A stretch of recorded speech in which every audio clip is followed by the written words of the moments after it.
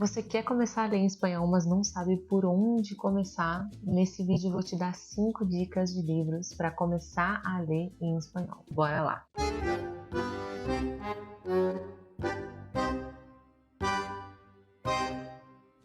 Hermanos, a ideia aqui é que a gente trace aí 5 ideias de livros acessíveis, que tem um vocabulário um pouco mais acessível, um nível de dificuldade um pouco mais acessível, mas que não são livros didáticos, tá? O que acontece? Vocês vão encontrar aí, à venda, inclusive, pelas editoras, enfim, livros que nós chamamos de livros paradidáticos. O que é isso? São livros que são feitos especificamente para fins didáticos e que são aí um apoio de leitura, que vão ter uma história, enfim, e vão ter um nível de complexidade de vocabulário progressiva, mas são livros feitos para ler em sala de aula, né? E eles têm seu fim, têm seu papel, são importantes, enfim, né? Não vou desmerecê-los de fato, porque eles são bastante úteis, né? Especialmente com alunos mais jovens. Mas a ideia aqui é que a gente trace um pouco de algumas indicações de livros autênticos mesmo em espanhol, que vocês com certeza vão conseguir ler em espanhol, né? Principalmente se vocês têm um nível iniciante ainda, salvo, claro, algumas dificuldades de vocabulário que são comuns e esperadas em qualquer nível, né? Então a gente vai ter aqui algumas dicas de livros que são um pouco mais acessíveis, né? E que tem histórias interessantes. Vou começar por um livro que tem meu coração, assim, que é um livro que eu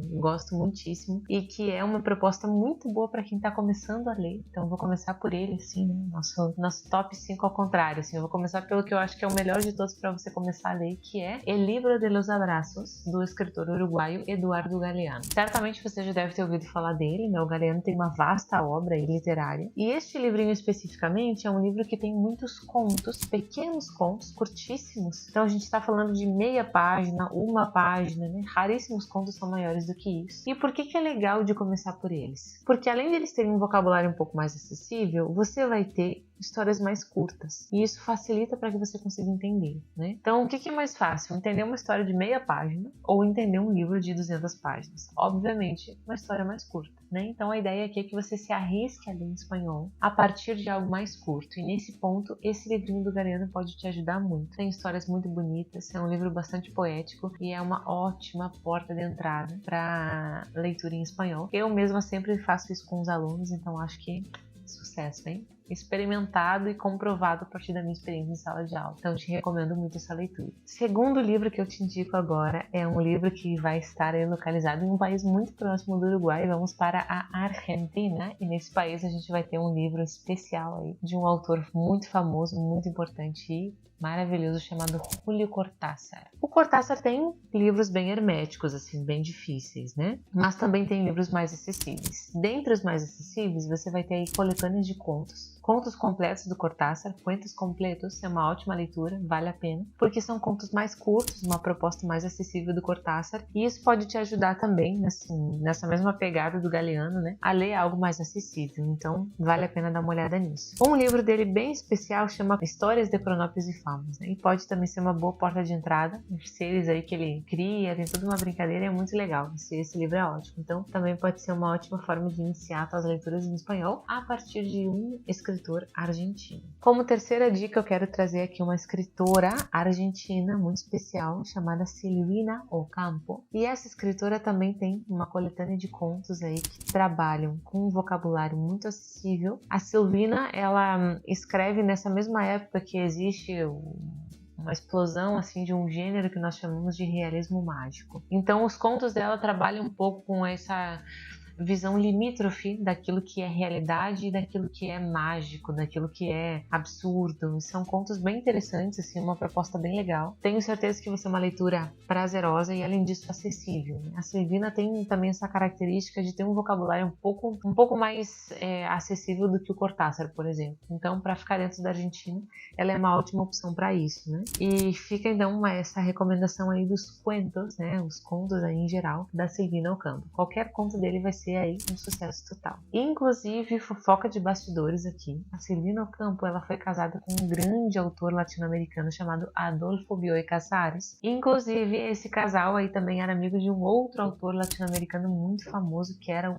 Jorge Luis Borges, argentino também. Então, a gente está falando aí de amigos literários, né? Amigos aí com essa proximidade, são também grandes autores que podem ficar no seu horizonte. O Bioy Casares e o Borges, não vou te recomendar nesse vídeo agora, porque eles têm um vocabulário um pouco mais complexo. Mas fica aí como recomendação para quando você já estiver um pouco mais avançado nos estudos. Depois quero te recomendar aí como quarto livro uma peça de teatro do século XVI, XVII.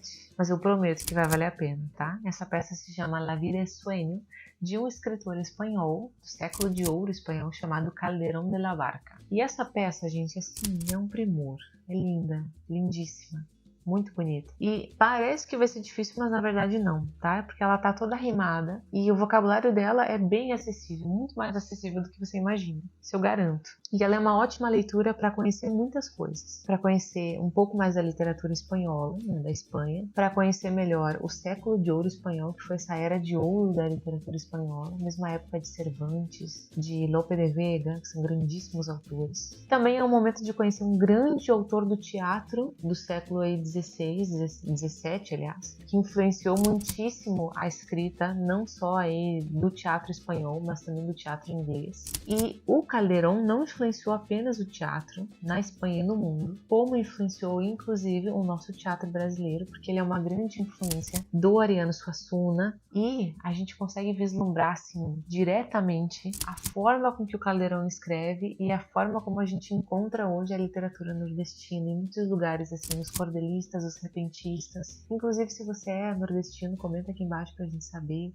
fala um pouquinho sobre isso. Mas existe uma relação muito próxima e eu vou deixar para falar sobre isso em outro momento, tá? Não vou me alongar nisso agora. Mas pra gente entender que existe uma relação muito próxima entre o nosso Nordeste brasileiro e a Espanha, muito maior do que nós imaginamos. Então, essa leitura, La vida es sueño, uma peça de teatro belíssima, super acessível e que vai valer a pena para que você aí tente fazer essa leitura e essa proximidade com a literatura em espanhol. E a nossa quinta e última dica, não menos importante, é um romance, né? Por romance eu quero tratar aí de narrativa longa, é um livro mais longo, mais comprido mesmo, mas ele também é uma história de amor, né? Ele se chama Como Água para Chocolate, é um livro escrito pela escritora Laura Esquivel e é um livro assim muito bonito, de uma leitura bastante acessível, que é mais longo, então vai ter a sua exigência um pouco maior, mas se você é uma pessoa aí ambiciosa, vale a pena dar uma olhada nesse livro, muito acessível. E ele trabalha um pouco essa ideia de uma personagem, né, uma protagonista que deixa as suas emoções aí na comida, né, ou transmite as suas emoções por meio da comida, da culinária. E é um livro assim muito bonito, vale a pena a leitura. Não vou falar muito para não dar spoiler aí, para não estragar a tua leitura, mas vale a pena dar uma olhada nele porque ele realmente é uma obra-prima aí da nossa literatura latino-americana. Então esses são 5 livros que são mais acessíveis, mais fáceis, né? Passamos pelas 5 dicas. Espero que você tenha gostado dessas dicas. Me conta aqui nos comentários se você já leu algum desses livros, se você gosta de ler literatura em espanhol, seja latino-americana ou espanhola, se você já tem proximidade, se você tem dificuldade, para que a gente possa produzir mais conteúdo em relação a isso, tá bom? Não esquece de te inscrever aqui no canal, ativa as notificações, deixa teu comentário e comparte o vídeo com alguém, com algum amigo, algum familiar, alguém que te guste, que te caiga bem, para que podamos ahí leer cada vez más en español, hermanos. Dale, nos vemos en el próximo video. Hasta la próxima.